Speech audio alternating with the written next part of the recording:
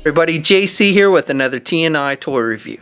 And for today's review, we're going to be taking a look at the brand new ThunderCats Lion-O figure from Mattel. Now this figure comes packaged with an outer box. It's black with a ThunderCats symbol on the front. You've got Lion-O's name. Then down below you've got the ThunderCats name, and it says it's for adult collectors.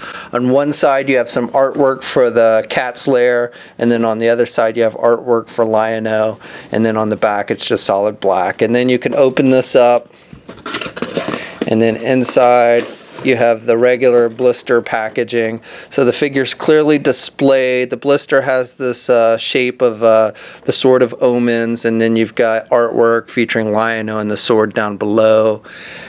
Nothing really on the side, just the ThunderCats logo and name. On this side you've got some artwork for Lion-O, and then on the back you have some more artwork of Lion-O and the ThunderCats lair and a brief bio.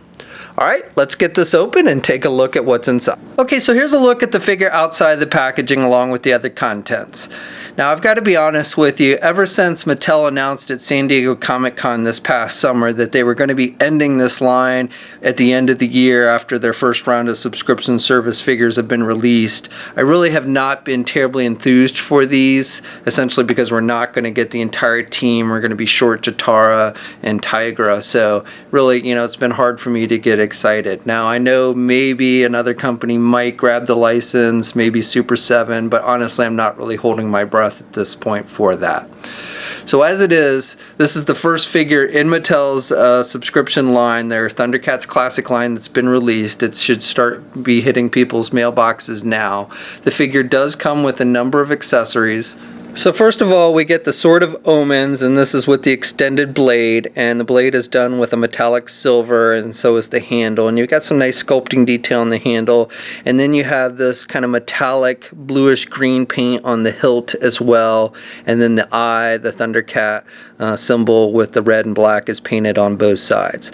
So pretty nice detailing, actually a little more detailing than what we saw with the Bandai version, which didn't have the bluish green paint on the hilt, so I like that. Also, the plastic is a little sturdier than on the Bandai one. You can see my Bandai sword has gotten pretty bent, whereas the plastic on this one is a little bit more sturdy, so I don't think you have to worry about it getting as bent as much. Then we get the sword that's not been extended, so this got the same sculpting detail on the handle, and you've got the bluish green paint on the hilt, and then this one's got the eye painted with the red and metallic gold on both sides. So that's nice detailing. Now we get his claw shield. We get two versions of the claw shield. We get the one that you can attach to his arm, and nice sculpting detail, basically same sculpting detail between the two in paint applications. You've got some sculpting to give it that fur look, and he's got these things on his knuckles with the metallic gold and red, and he's got the white on the claw. So nice, again, sculpting details with that. And for the one that's attached to the hand, it works just like a regular hand. You just have the little peg inside there, and it attaches to the arm. Now, if you don't want to have him with the claw shield, they do give you a regular left hand. They actually give you two, and I'm not sure why they give you two regular left hands. One's got a closer grip, I guess. Really, you can hold either of the swords with this one. The fingers are pretty soft rubber, so you can pull them back pretty well. But then we get the second left hand, and this one is has the thumb sticking up a little bit more. So I don't know. It seems kind of redundant. I don't know why they didn't give us a second right hand, because the right hand he comes with is basically completely open. He can't really hold anything in there because it's open too much. So it would have been nice if they'd given us an alternate right hand instead of two left hands. Now, as I mentioned, we get a second claw shield, and this one's attached to his belt. Now, you can see here it's attached, it's plugged in with a little tab. Now, I have not been able to easily get this removed. It's not like you can just pull it out and it comes right off like you would think. It's a rubber type tab, and I've actually pulled on it trying to pull it off, and it looks like I've stressed the plastic, so I don't want to pull on it too hard and break it. I know if I really tried, if I took a blow dryer or something to it, I could get that off there, because it looks, again, it's just a hole on the glove, and then it goes around this peg. But the way they did it, they just did not make it so it's easily removable like you would think. Almost doesn't even seem like it's meant to be removed, which is weird, because obviously if he's got the claw shield on his hand, you wouldn't want it still on the belt. Now, also, they've sculpted the mini sword. You know, he's supposed to be able to fit the sword in there. It holds his sword when he's not using the sword. So they've given you a sculpted handle in there. It's not removable, unfortunately. It would have been nice if they just made a slot so you could actually slide this mini sword in there.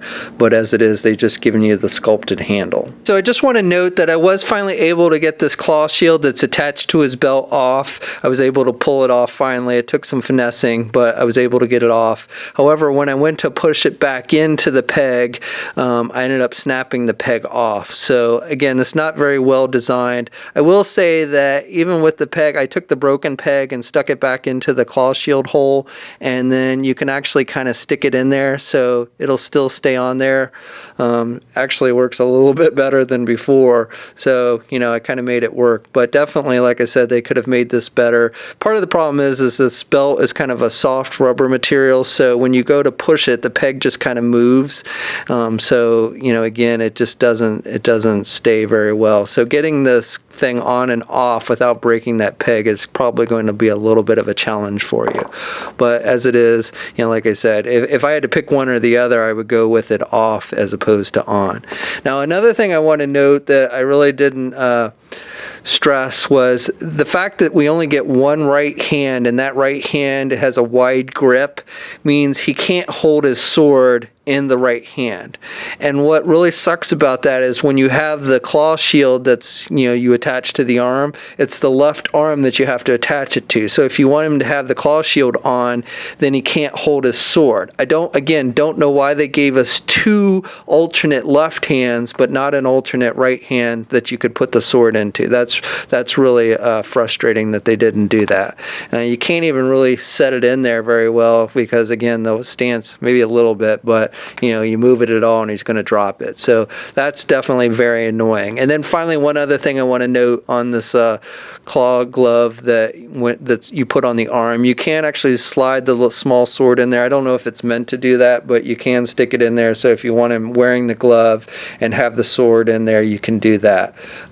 Again, it would have been nice if they'd made the sword removable on this one that attaches to the belt, but they didn't. For the figure itself, the Four Horsemen have done a pretty good job with this one, I think.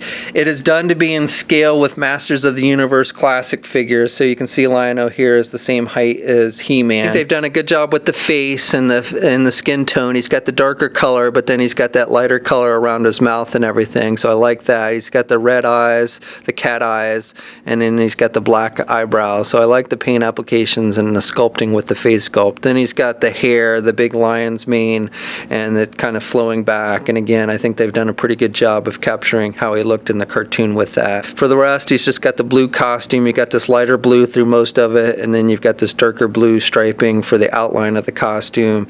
He's got the belt with the ThunderCats symbol on the front, and it's got a darker blue with some gray trim, and then good skin tone on the legs and arms. And then for around his, I never knew if these were supposed to be gloves or just for some reason their skin tone gets light around their hands. But you know, they've done a good job with that.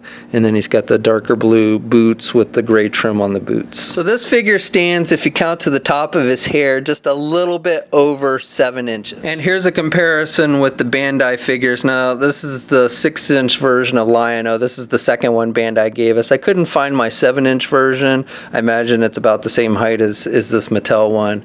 But the Mum-Ra figure, you know, Mum-Ra should be a little bit taller, but you could make it work if you wanted to kind of mix and match these two lines.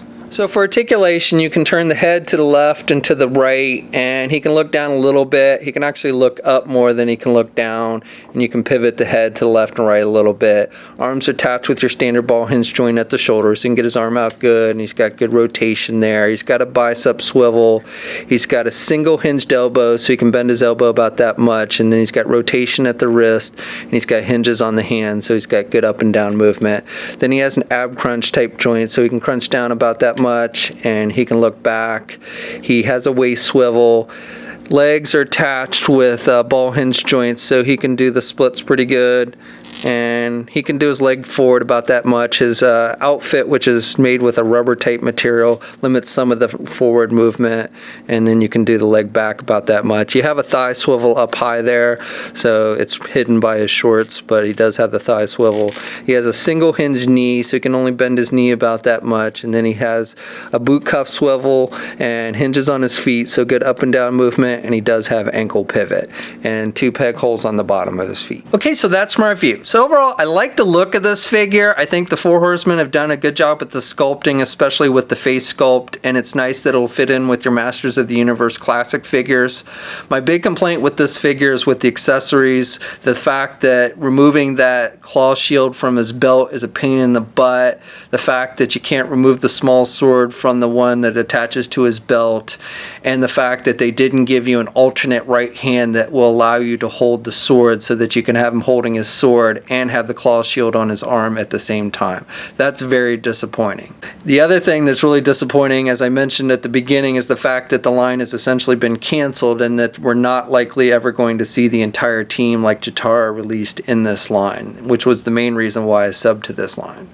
That being said, though, again, I do like the look of this figure, so if you're just a fan of like Lion-O, this is one that you may definitely want to add to your collection despite the annoyance with the accessories. This figure is starting to hit mailboxes now, so if you subbed or if you bought it on Matty Collector, then it should, if it hasn't already, start showing up in your mailbox. Otherwise, you'll have to resort to the secondary market.